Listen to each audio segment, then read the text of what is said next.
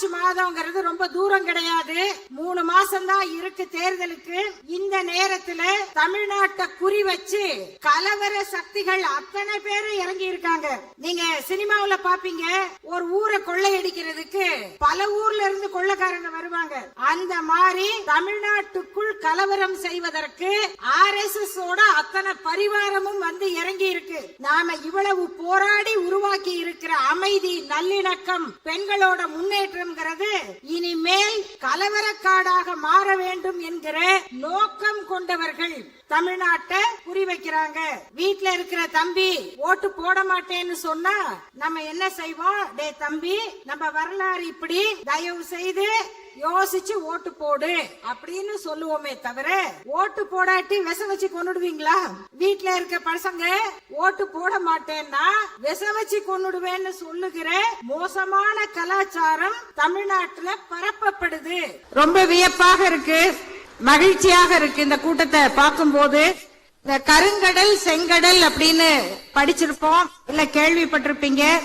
ஆப்பிரிக்காவுக்கும் அரேபியாவுக்கும் நடுவுல இருக்கிற கடலுக்கு பேரு செங்கடல், ஐரோப்பாவுக்கும் ஆசியாவுக்கும் இடையில இருக்கிற கடலுக்கு பேரு கருங்கடல்.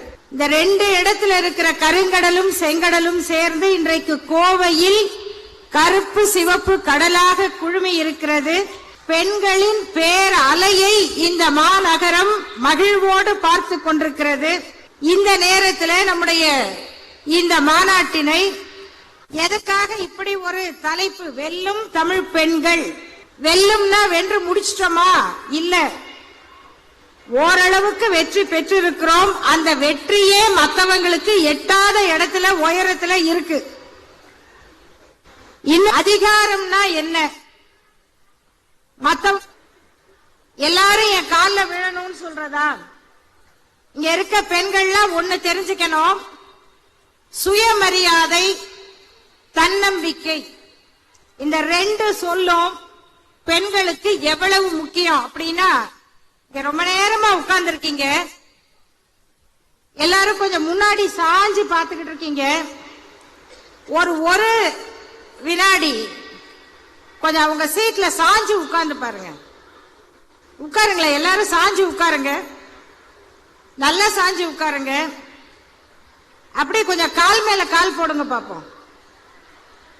எல்லாரும் சும்மா போடுங்கம்மா, உங்க கால் மேல உங்க காலை போடுங்க, அடுத்த ஆள் மேலையா போட சொல்றோம்? சும்மா போடுங்களே, போட்டு பாருங்க. அப்படி சாஞ்சு உட்கார்ந்து அப்படி கால் மேல கால் போட்டா எப்படி இருக்கு? அப்படி இருக்கா? நம்ம சீட்டு தானே, நம்ம சேர் தானே, நம்ம கால் தானே, அத போடுறதுல என்னம்மா அவ்வளோ தயக்கம்? என்ன தயக்கம்? ஏன்னா நமக்கு சொல்லி கொடுத்திருக்காங்க, ஆண்கள் கால் மேல கால் போட்டு உட்கார்ந்தா அது கம்பீரம், ஆம்பளைக்கு அழகு. பொம்பளை கால் மேல கால் போட்டு உட்கார்ந்தா, நேத்து நடிக்க வந்த சின்ன பையன் கூட நம்மளுக்கு அறிவுரை சொல்லுவான், தாப்பார் நீ பொம்பளை. அதிகமா ஆசைப்படுற ஆம்பளையும் அளவுக்கு அதிகமா கோவப்படுற பொம்பளையும் அப்படின்லாம் வசனம் பேசுவாங்க. இப்படி யார் வேணுமானாலும் ஒரு பெண்ணுக்கு நீ இப்படி இருக்க கூடாது, இப்படி இருக்க கூடாதுன்னு சொல்லிக்கிட்டே இருக்கிற நாட்டுல, அம்மா நீ படி, நீ வேலைக்கு போ, நீ சம்பாரி, நீ தைரியமா நிமிர்ந்து நில்லு அப்படின்னு சொன்னதுக்கு பேர் தான் திராவிட இயக்கம்.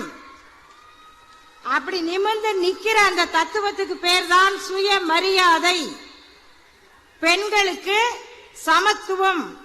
இத கொடுத்ததுனாலதான் இன்னைக்கு நீங்க பாக்குறீங்க, நம்ம தமிழ்நாட்டில் நிறைய மருத்துவர்களை பாக்குறோம். இதுக்கு முன்னால இந்த நிகழ்ச்சி சென்னையில நடந்தது. சென்னையில நடந்த நிகழ்ச்சியில பல்வேறு சாதனைகளை பெண்கள் பேசினாங்க. அதுல ரொம்ப முக்கியமான ஒன்று, நீங்க அதை பார்க்க மறந்தவங்க தவிர்த்தவங்க தெரிஞ்சுக்கிறதுக்காக சொல்றேன். சென்னையில பீகாரை சேர்ந்த ஒரு இளைஞருக்கு ஒரு ஆக்சிடென்ட் ஆகி கை துண்டாயிருச்சு. துண்டான கையை எடுத்துக்கிட்டு அவர் மருத்துவமனைக்கு தூக்கிட்டு வராங்க ஆம்புலன்ஸ்ல. அந்த பையனுக்கு அவசரமாக அறுவை சிகிச்சை செஞ்சு கிட்டத்தட்ட 12 மணி நேரம் ஆபரேஷன் பண்ணி அப்படி வெட்டுப்பட்ட கையை ஒட்ட வைத்து சாதித்த மருத்துவர்கள் மேடையில வந்து பேசினாங்க. அதுல என்ன ஆச்சரியம்னா, அந்த ஆபரேஷனை பண்ண அத்தனை டாக்டர்களும் பெண்கள், பெண் மருத்துவர்கள். அந்த டீம்ல ஒருத்தர் கூட ஆம்பளை இல்ல. அந்த மருத்துவ குழுவோட தலைவராக இருந்த அந்த மருத்துவர் அம்மா சொன்னாங்க, எங்க டீம்ல ஒரு ஆண் டாக்டர் இருக்காரு, நல்ல வேளை அன்னைக்கு அவர் லீவ் போட்டாரு, இல்லைன்னா பேப்பர்காரங்க பூரா அவர் போட்டோவை தான் போட்டிருப்பாங்க, இந்த 9 பெண்கள் போட்டோவை போட்டிருக்க மாட்டாங்க. அவருடன் சேர்ந்து 8 பெண்கள் உட்பட ஒரு குழு ஆபரேஷன் பண்ணுச்சு. ஆபரேஷன் பண்ணாலும் அப்படிதான், ஆக்சிடென்ட் ஆனாலும் அப்படிதான். 50 பெண்கள் செத்து போய் 2 ஆண்கள் செத்து போனா கூட 50 பெண்கள் உட்பட 2 பேர் செத்து போனாங்கன்னு தான் போடுவாங்க. நம்மள கணக்கிலேயே வச்சுக்க மாட்டாங்க. இப்படிப்பட்ட நாட்டுல ஒரு மருத்துவ குழு அப்படி வந்து மேடையில சொல்லுதுன்னு சொன்னா, அத்தனை மருத்துவர்கள் சாதனையாளர்கள் இந்த தமிழ்நாட்டில் உருவாயிருக்காங்க. எந்த ஆட்சியில? திராவிட மாடல் ஆட்சியில. விண்வெளி சாதனை செய்த பெரிய விஞ்ஞானி வந்து பேசினாங்க. விளையாட்டு துறையில பாராலிம்பிக்னு ஒரு கை பாதிக்கப்பட்ட ஒரு பெண், நம்ம உடல் ஊனம்னு சொல்லிக்கிட்டு இருக்கிறோமே, அந்த மாதிரி அடையாளப்படுத்தப்பட்ட ஒரு பெண், பலகாலமாக மனசுல காயம்பட்ட ஒரு பெண், நான் இப்படி போராடினேன், எனக்கு துணை முதல்வர்களுடைய அந்த ஆதரவினால நான் போய் பரிசு வாங்கினேன்னு சொல்லி அந்த பெண் பேசுறாங்க. நீங்க எந்த ஊருக்கு போனாலும் கோர்ட்டுக்கு போனீங்கன்னா இப்ப ஆண்களை பாக்குறதை விட பெண்கள் தான் நீதிபதியாக அதிகம் இருக்காங்க. படிச்சுட்டு வர்ற பெண்கள் மருத்துவரா இருந்தாலும், வழக்கறிஞரா இருந்தாலும், நீதிபதியா இருந்தாலும், அதிகாரி காவல்துறையில இருந்தாலும், தீயணைப்பு துறையில கூட பெண்கள் இன்னைக்கு உயர் பதவிகள்ல இருக்காங்கன்னு சொன்னா, இந்த சாதனை இந்தியாவில் எந்த மாநிலத்திலும் இல்லை. அதை சாதித்தது தமிழ்நாடு. அதற்கு காரணம் தந்தை பெரியாருடைய தத்துவம், அதற்கு காரணம் திராவிட முன்னேற்ற கழகத்தினுடைய செயல் திட்டங்கள். அதனால இன்னைக்கு வந்திருக்கிற எல்லாருக்கும் ரொம்ப முக்கியமான ஒரு வேலை இருக்கு. மார்ச் மாதம்ங்கிறது ரொம்ப தூரம் கிடையாது, 3 மாசம் தான் இருக்கு தேர்தலுக்கு.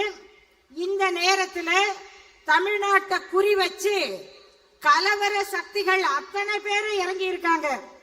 நீங்க சினிமாவில் பாப்பீங்க, ஒரு ஊரை கொள்ளையடிக்கிறதுக்கு பல ஊர்ல இருந்து கொள்ளைக்காரங்க வருவாங்க. அந்த மாதிரி தமிழ்நாட்டுக்குள் கலவரம் செய்வதற்கு RSS ஓட அத்தனை பரிவாரமும் வந்து இறங்கி இருக்கு. நாம இவ்வளவு போராடி உருவாக்கி இருக்கிற அமைதி, நல்லிணக்கம், பெண்களோட முன்னேற்றம்ங்கிறது இனிமேல் கலவரக்காடாக மாற வேண்டும் என்கிற நோக்கம் கொண்டவர்கள் தமிழ்நாட்டை குறிவைக்கிறாங்க.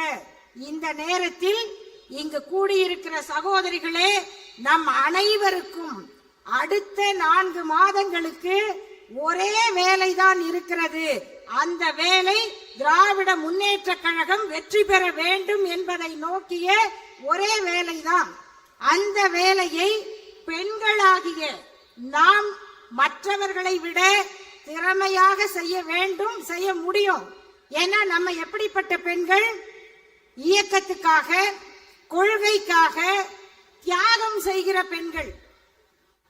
ஓட்டு போடலன்னா வீட்டுல இருக்கிற தம்பி ஓட்டு போட மாட்டேன்னு சொன்னா நம்ம என்ன செய்வோம்? டே தம்பி, நம்ம வரலாறு இப்படி, தயவு செய்து யோசிச்சு ஓட்டு போடு அப்படின்னு சொல்லுவோமே தவிர, ஓட்டு போடாட்டி விஷ வச்சு கொண்டுடுவீங்களா?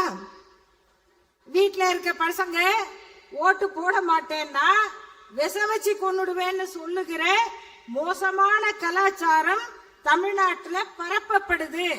இப்படிப்பட்ட சூழலில் இங்கு வந்திருக்கக்கூடிய சகோதரிகள், நம்முடைய பொறுப்பு மீண்டும் திராவிட முன்னேற்ற கழகம் தமிழ்நாட்டில் ஆட்சி அமைக்க வேண்டும் என்பதை நோக்கி நம்முடைய பணிகளை செய்வோம். பெண்கள் பொது வாழ்க்கைக்கு வர்றதுங்கிறது பெரிய போராட்டம் தான், பெரிய போராட்டம். இங்க வந்து முன் வரிசையில உட்கார்ந்து இருக்கிறவங்க, மேடையில இருக்கவங்க யாரும் சீக்கிரமாக வந்துடல. இன்னும் நாம இங்க கிளம்பும் போது நிறைய இங்க வந்திருக்கவங்களுக்கு தெரியும், சின்ன வயசு குழந்தைங்க இருந்தா நம்ம கூட்டத்துக்கு வரோம், கட்சிக்கு வரோம்னு சொன்னா குழந்தைக்கு உடம்பு சரியில்லை, கவலையா இருக்கும், விட்டுட்டு வரோம். ஒரு வயசுக்கு பிறகு இங்க நம்முடைய இந்த நிகழ்ச்சியினுடைய தலைவர் பாராளுமன்ற உறுப்பினர் கனிமொழி அவர்கள் இன்னைக்கு நேற்றே வந்திருப்பார். அவங்க இன்னைக்குதான் வந்தாங்க. ஏன் வந்தாங்க அப்படின்னா, அவருடைய தாயார் உடம்பு சரியில்லை, அவங்க மருத்துவமனையில இருக்காங்க. இந்த இயக்கத்தில் இருக்கிற ஒவ்வொரு பெண்ணுக்கும் அவங்க குழந்தைய பார்க்கணும், அவங்க பெற்றோரை பார்க்கணும், குடும்பத்தை பார்க்கணுங்கிற பொறுப்பு எல்லாருக்கும் எப்படி இருக்கோ அப்படிதான் அவங்களுக்கும் உண்டு. ஆனாலும் நம்முடைய கடமை என்பது வெறும் ஒரு குடும்பத்தோடு அல்ல, இந்த தலைமுறையை, இந்த தமிழ்நாட்டை பற்றியது அப்படிங்கிற கவலையோட தான் நாம இங்க கூடி இருக்கிறோம். ஆகவே சகோதரிகளே, உங்களுடைய கடமையை அடுத்த தேர்தல் முடிகிற வரையிலும் விடாமல் செய்யுங்கள். அதுக்கு அப்புறமும் நமக்கு நிறைய வேலை இருக்கிறது. அந்த கடமையை நோக்கி தயாரிப்பதற்கான மாநாடாக இந்த வெல்லும் தமிழ் பெண்கள் மாநாடு அமையட்டும் என்று வாழ்த்தி விடைபெறுகிறேன். நன்றி, வணக்கம்.